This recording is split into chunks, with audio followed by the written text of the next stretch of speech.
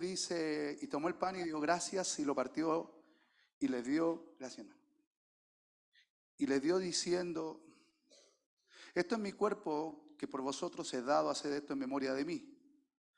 La traducción lenguaje actual lo traduce de una manera más hermosa para mí, ¿no? Dice, también tomó pan y le dio gracias a Dios, luego lo partió, lo dio a sus discípulos y les dijo, este es mi cuerpo que ahora es entregado en favor de ustedes. De ahora en adelante celebren esta cena y acuérdense de mí cuando partan el pan. Cuando hablamos de la última cena, nos referimos al evento que Jesús comió con sus discípulos en el aposento alto, no en el de Pentecostés, en un aposento alto, antes de ser traicionado y arrestado. Este mismo episodio se registra también en los otros dos evangelios sinópticos, Mateo 26 y Marcos 13. Y uno de los momentos más importantes del discurso que el Señor dio en esta última cena es un mandamiento que el Señor entrega a sus discípulos y que Pablo lo translitera en 1 Corintios 11:24, un texto que hoy día el pastor nos va a estar leyendo cuando compartamos los elementos de la mesa del Señor, ¿no? Y dice, hablando de Jesús, Pablo, y habiendo dado gracias, lo partió y dijo, tomad, comed, esto es mi cuerpo que por vosotros es partido, haced esto en memoria de mí. El pan que Jesús partió en esa cena representa su cuerpo que fue molido en la cruz por nosotros. La copa representa la sangre que Él derramó a nuestro favor, sellando un pacto entre Él y nosotros. El pacto de obras que nos remite a todo el Antiguo Testamento en esa cena fue roto, fue quebrado por nuestro Señor, implantando el pacto de gracia con nosotros, ¿no? Cuando participemos de esta ordenanza, después de que yo predique, no solo estaremos recordando lo que el Señor hizo por nosotros en la cruz, sino que también lo estaremos demostrando a todos los que observan, a las personas que vienen por primera vez, a los mismos hermanos, estamos demostrando que nosotros estamos unidos a Cristo, que estamos unidos a esta iglesia y que participamos dignamente de esta mesa, porque en algún momento de nuestra historia vital Cristo nos tomó como sus discípulos, porque creímos en este santo evangelio. ¿Y qué sucedió en la cruz? Todos lo sabemos, ¿no? Y el que no lo sabe lo ha visto en alguna película, pero todos sabemos qué ocurrió en la cruz del Calvario, ¿no?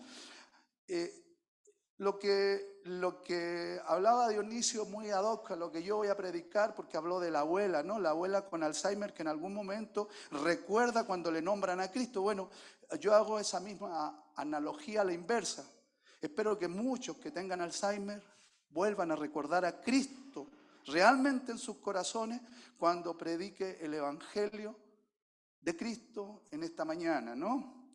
Porque a veces creemos que el relato de la cruz es solo importante para aquellos a cuales le hablamos de Cristo. O sea, nosotros relatamos el Evangelio, relatamos los momentos que Cristo estaba en la cruz cuando le predicamos a una persona para que venga a Cristo y se convierta, ¿no? Que nunca perdamos, hermanos, el asombro de lo que hizo Cristo en la cruz por nosotros, por ti, por mí, que siendo cristianos, ¿no? Salvados por su gracia. Y que al profundizar más en los padecimientos que nuestro Señor tuvo que vivir en la cruz, para que hoy pudiéramos venir dignamente a participar de esta mesa, nos ayude a crecer en amor y nos ayude a crecer en obediencia hacia su persona.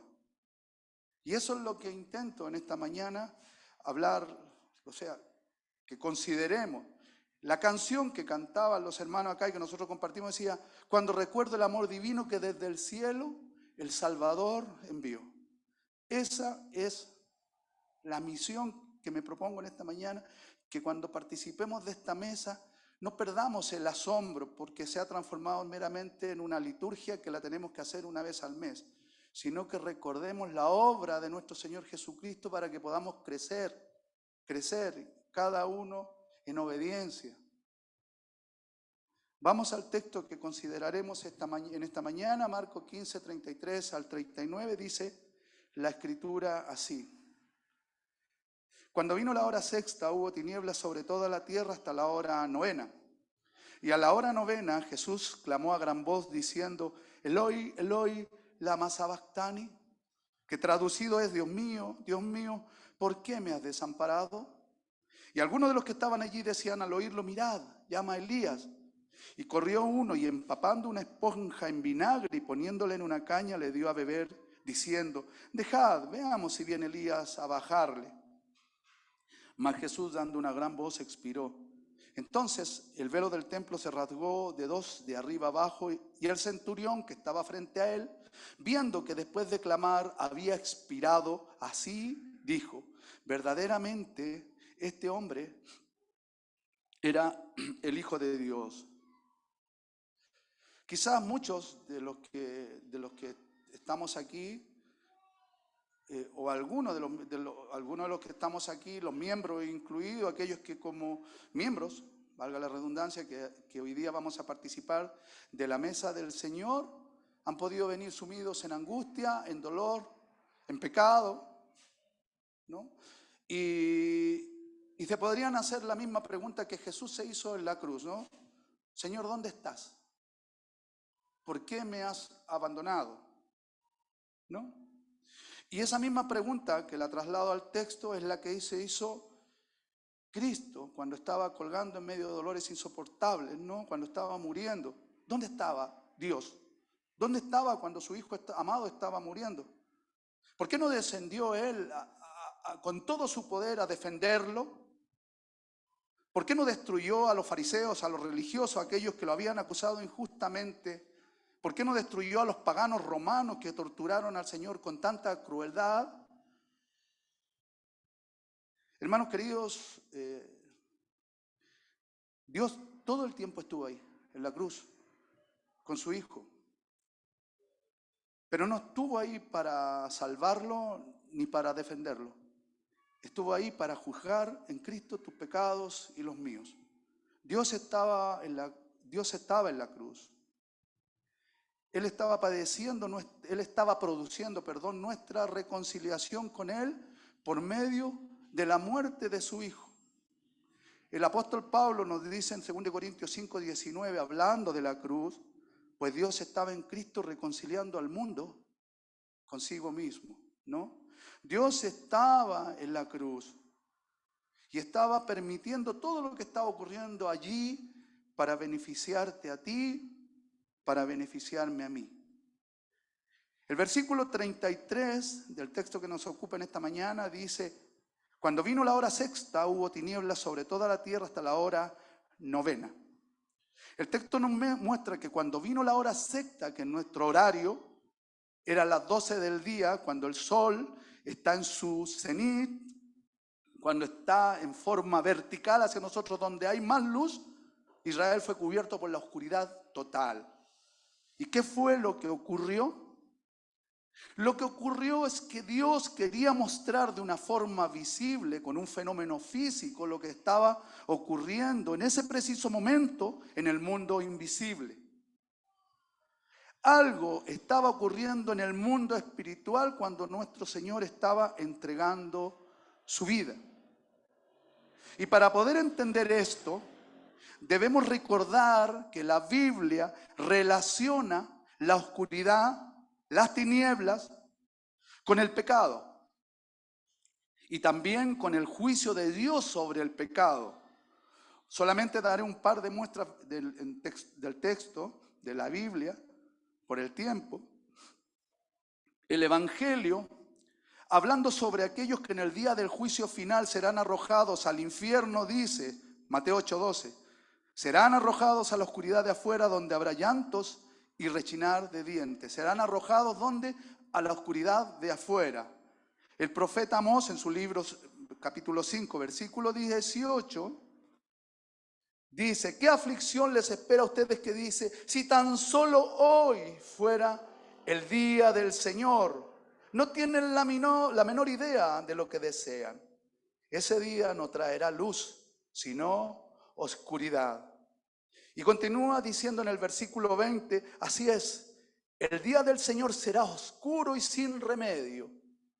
Dios oscureció totalmente Israel, la tierra de Israel, para mostrar de una manera visible lo que estaba ocurriendo a un nivel invisible en la cruz del Calvario.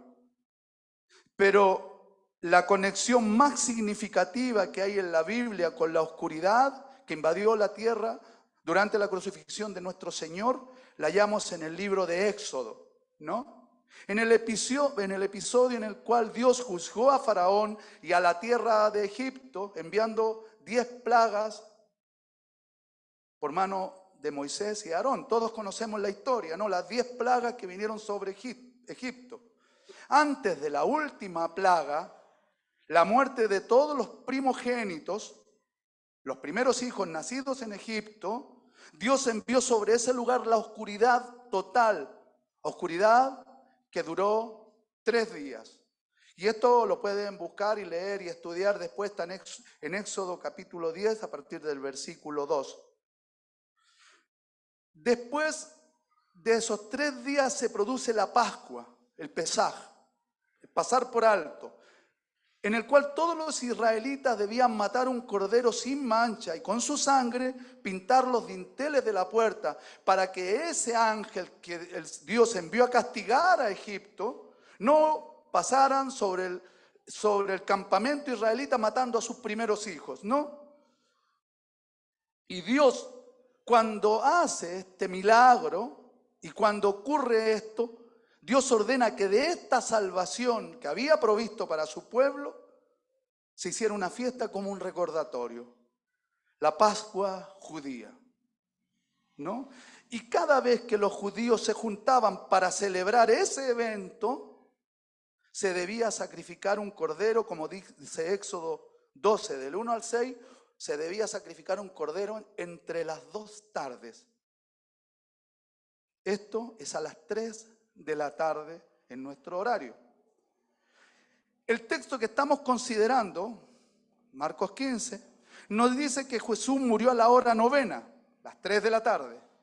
Así que hay una conexión tremenda entre las 3 horas de oscuridad que cubrieron el evento de la cruz con los 3 días de oscuridad que cubrieron a Egipto en el evento de la Pascua. ¿Y cuál es el punto de conexión? En la cruz, Dios estaba manifestando en la oscuridad un adelanto de su juicio sobre el mundo pecador y mostrando al verdadero Cordero que por su muerte nos permitiría a ti y a mí ser salvados de ese juicio. Marco nos indica en el versículo 33 que hubo tiniebla hasta la hora novena o las 3 de la tarde, la hora en que se sacrificaban los corderos. Dios, el Padre, estaba representando en aquella oscuridad física una realidad espiritual.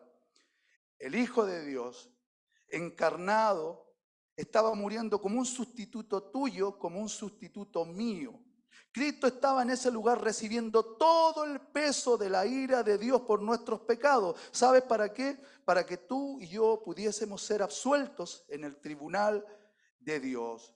Cuando Jesús fue al Jordán a ser bautizado por Juan el Bautista, él dice de él, Juan el Bautista dice de Cristo, Juan, el Evangelio de Juan 1:29 nos relata esto: he aquí el Cordero de Dios que quita el pecado del mundo. Cristo sabía que Él era el Cordero que venía a ser sacrificado. Él era la Pascua que venía a ser sacrificada por ti y por mí. Y cualquiera que escuchaba a Juan diciendo he aquí el Cordero del mundo, sabía lo que le ocurrían a los corderos en Israel.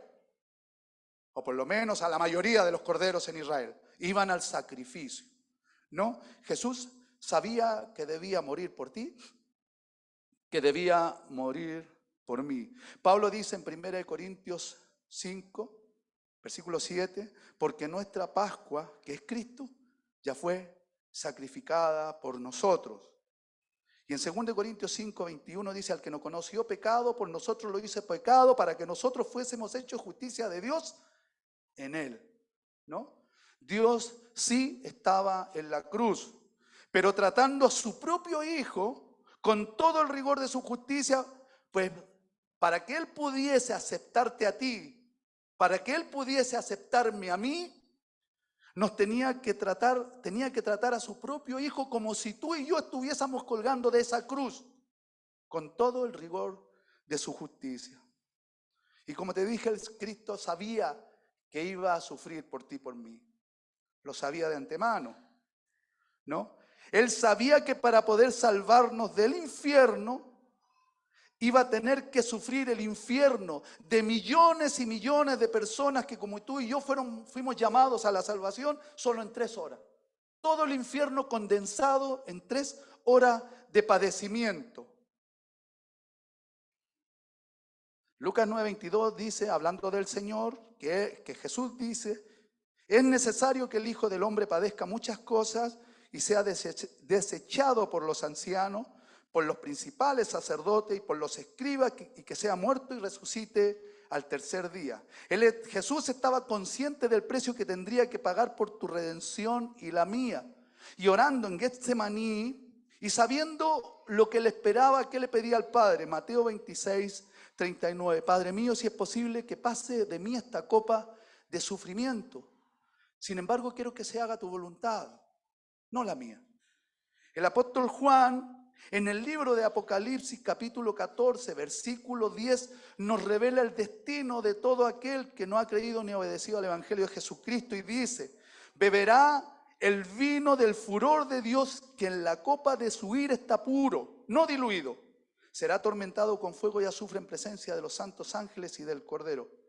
Amigo querido, si has venido por primera vez acá, ¿no? Y no tienes una relación con el Señor, el mismo Cristo que sufrió lo indecible por amor a ti, para que puedas salvarte del infierno por medio de este evangelio, ese mismo Cristo será testigo junto con sus ángeles del eterno sufrimiento que deberás vivir si no obedeces a este evangelio.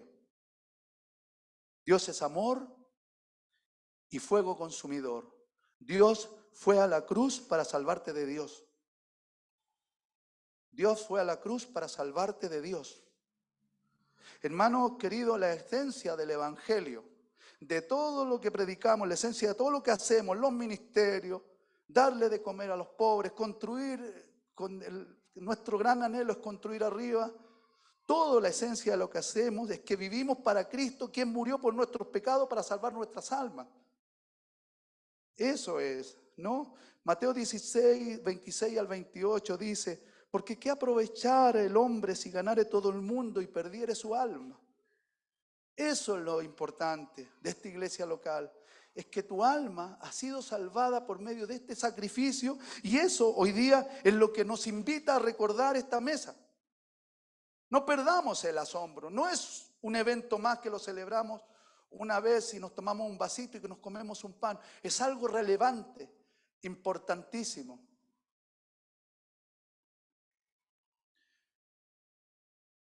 Primero Corintios 15:3 dice, porque primeramente os he enseñado lo que asimismo recibí, Pablo, ¿no? Que Cristo murió por nuestros pecados conforme a las Escrituras. Y noten que dice el apóstol conforme a las Escrituras.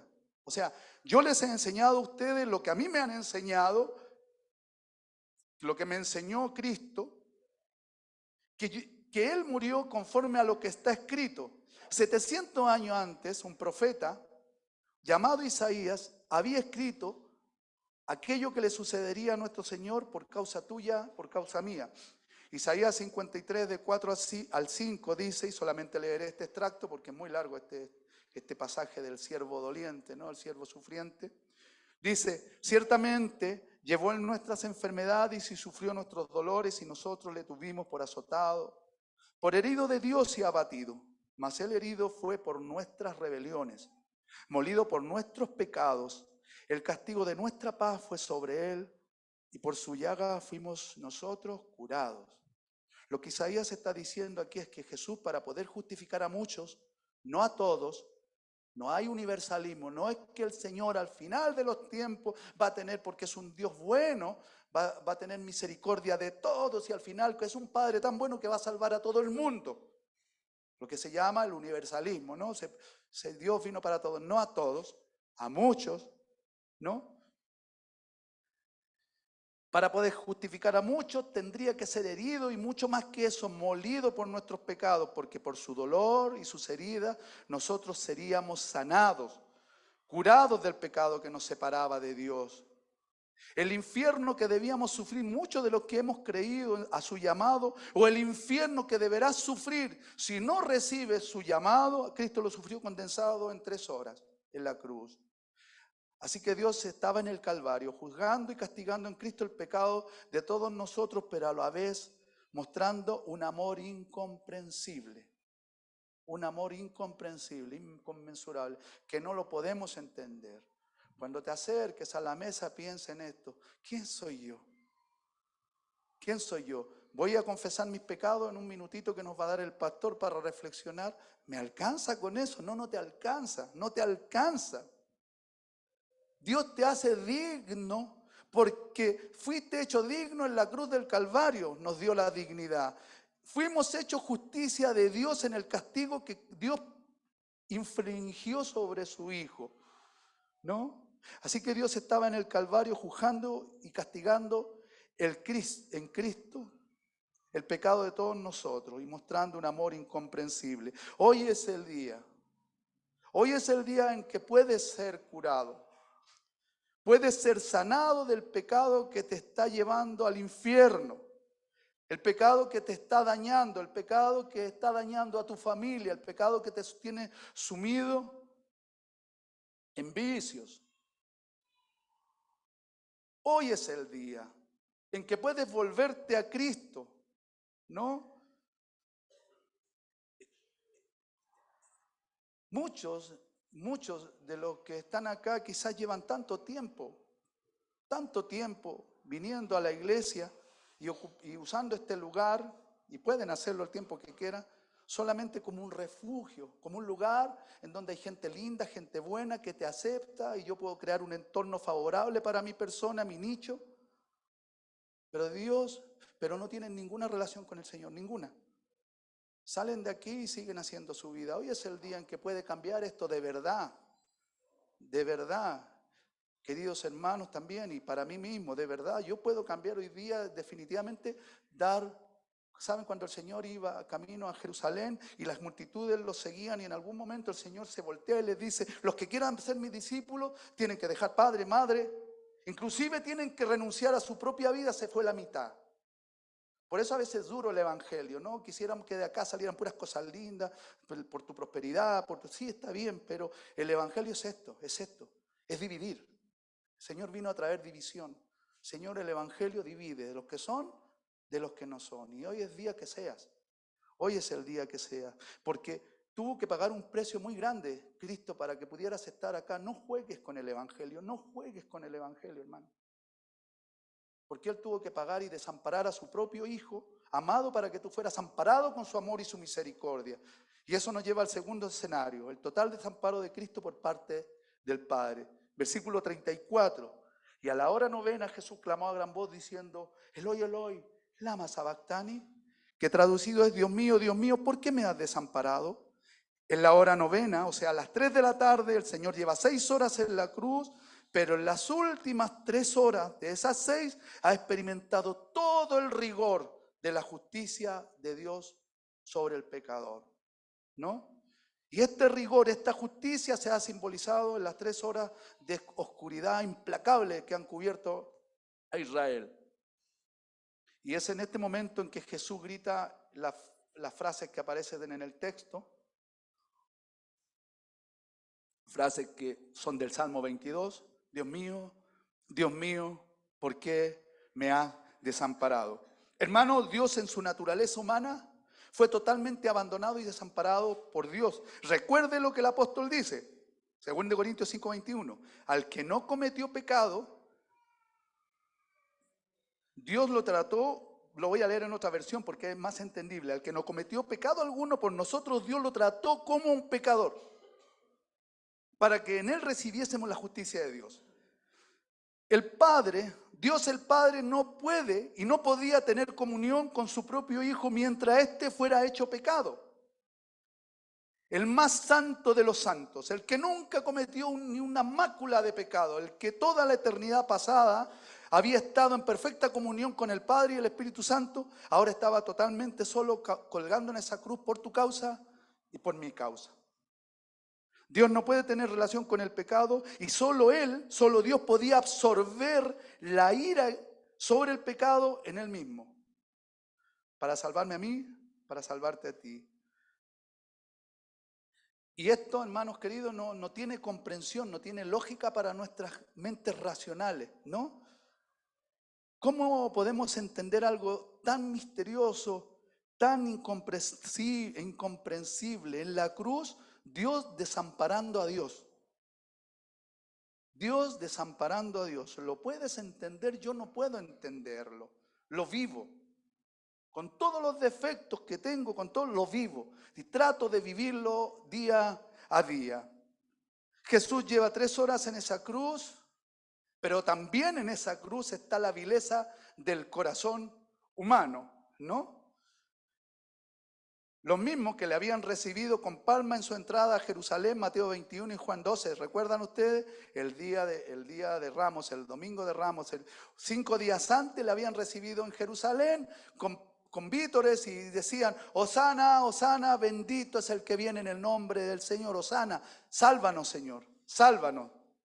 Bendito tú eres. Y arrojaban palmas, arrojaban sus ropas al camino. Y luego estos mismos habían pedido su muerte ante Pilato, Mateo 21, 17, eligiendo a Barrabás, un asesino, para ser liberado antes que a Jesús. Y ahora, cartón lleno, se están burlando de Cristo en la cruz, ¿no? La vileza del corazón humano. Siempre hemos sido así. Y algunos, 35 al 36, de los que estaban allí decían al oírlo: mirad, llama a Elías. Y corrió uno y, empapando una esponja en vinagre y poniéndole en una caña, le dio a beber, diciendo: dejad, veamos si viene Elías a bajarle. El versículo 37 dice: mas Jesús, dando una gran voz, expiró. Jesús ya había cumplido la encomienda del Padre, recibir sobre él toda la ira de Dios contra el pecado del hombre. Entonces muere dando un fuerte grito. El texto que estamos considerando no nos deja claro qué es lo que dijo, pero Juan da luz, da luz de lo que estoy hablando, ¿no? Juan 19:30, cuando Jesús hubo tomado el vinagre, dijo: consumado es, consumado es, consumado es. O sea, lo que Cristo estaba diciendo: la obra que me diste para salvar a Noemí, para salvar a Marcos, para salvar a Alberto, la he completado. La obra que me diste para salvar a todos los que vamos a participar de esta mesa, Padre, la he completado con perfecta eficiencia. Lucas 23:46 añade: y Jesús, clamando a gran voz, dijo: Padre, en tus manos encomiendo mi espíritu. Y habiendo dicho esto, murió, expiró. Jesús, sabiendo que la obra de expiación por ti y por mí había concluido, entregó su espíritu al tierno cuidado de su Padre.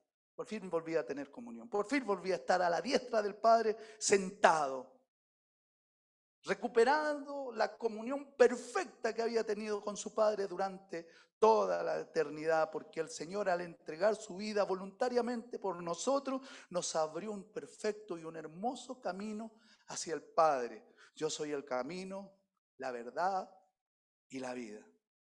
Nadie viene al Padre sino por mí. Juan 14:6. Y esto nos lleva al penúltimo punto. Entonces el velo del templo se rasgó en dos, de arriba abajo. En el templo de Jerusalén, en el lugar santísimo, donde el sumo sacerdote debía oficiar un sacrificio perfecto una vez al año, en el día del Yom Kippur o expiación, se rasgaba. El lugar que separaba al lugar santísimo del lugar santo y de todo lo demás se rasgaba. El velo que representaba la separación de un Dios perfectamente santo con hombres pecadores como tú y como yo, se rasgaba. Y ahora podemos entrar a su presencia, libres, dignos, Y podemos participar con Él de su mesa con toda la dignidad que Él nos da, sabiendo que si una vez que salgamos de aquí, muchos vamos a volver a reincidir en muchas cosas que hacemos. Pero Dios nos permite participar de esta mesa, ¿no? Porque no podemos entrar en la presencia de Dios a menos que su justicia quede perfectamente satisfecha, porque Él es perfectamente justo. Por eso yo le doy gloria. Y tú tienes que darle gloria a su nombre. Porque en el momento en que Jesús estaba dando su último suspiro de vida mortal en esta tierra, esa cortina se partía de arriba a abajo para mostrarnos que ahora podemos entrar por medio de su Hijo al lugar santísimo donde habita su santa presencia. Tú al principio dije que piensas, ¿dónde está Dios? Está ahí, siempre. Siempre está. Pero para que esté ahí siempre es porque está arriba, porque resucitó y ahora está a la diestra del Padre, ¿no? Puede someternos a sus silencios, puede someternos a sus tardanzas, pero no nos abandona, nunca. O preguntémosle a David, ¿no? ¿Cuántos salmos escribe? ¿Dónde está Dios? ¿Dónde? Pero ahí está Dios siempre para nosotros. Pero para que pudiese estar siempre con nosotros, alguien tenía que pagar. Y fue Cristo. Ya no había que llevar sacrificios de miles de corderos para obtener su aprobación, su perdón. El verdadero cordero ya había sido sacrificado y ahora puedes ir directamente a Él. ¿Cómo? ¿Cómo puedes ir a Dios? Tú que has venido por primera vez y preguntas, ¿cómo yo puedo ir a Dios? Sí, ¿cómo tú puedes ir a Dios? Tú que nunca te has relacionado con Dios, pero vienes acá, ¿cómo puedes ir? Entregando toda tu vida al único que puede salvarla, ¿no? Mateo 16:25, porque todo el que quiera salvar su vida la perderá. Y todo el que pierda su vida por causa de mí, la hallará. Y para finalizar, Marcos, el evangelista, nos muestra cómo debemos reaccionar ante este hecho. Y quizás para alguno de los que está aquí en esta mañana sea la última oportunidad. No sabemos lo que nos va a ocurrir.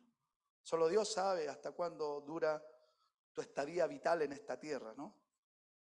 Nuestro paso es tan fugaz por esta tierra y desgraciadamente a veces algunos se van tan jóvenes, ¿no? No sabemos. No sabemos lo que puede pasar. Quizás sea la última oportunidad que tengas de dar la respuesta correcta a la cruz. No hoy, no mañana, hoy. Versículo 39, y el centurión que estaba frente a él, viendo que después de clamar había expirado así, dijo, verdaderamente este hombre era hijo de Dios. Tengo el dedo agarrotado, me acabo de dar cuenta. Piensen en esto, hermanos. Este soldado era pagano, ¿no? De origen sirio probablemente. Tenía muchas deidades, ¿no? Era totalmente pagano, era romano. Había visto y participado de tantas muertes y tantas crucifixiones que debía estar totalmente indolente frente a una muerte más que era la de nuestro Señor. Pero lo que sí él tenía claro en aquel momento que Jesús estaba sufriendo es que ninguno había padecido y había muerto como Cristo. Ninguno. Nadie de lo que él había visto. Entonces, ¿qué lo llevó a dar esta declaración? ¿Verdaderamente este hombre era hijo de Dios? Quizás él estuvo con aquellos soldados que torturaron. Quizás era su capitán, de aquellos que torturaron a Jesús, golpeándolo con una caña y diciéndole, escupiéndole y diciendo, salve rey de los judíos, salve rey de los judíos, ¿no? Quizás vio la mansedumbre con que Cristo soportó tanto odio de las gentes. Quizás haya oído al delincuente ese que estaba al lado de Jesús decirle, Señor, acuérdate de mí hoy cuando estés con tu Padre en el paraíso. Y Jesús escuchó la respuesta de Jesús que le digo, de cierto digo que hoy día estarás conmigo, hoy día, ¿no?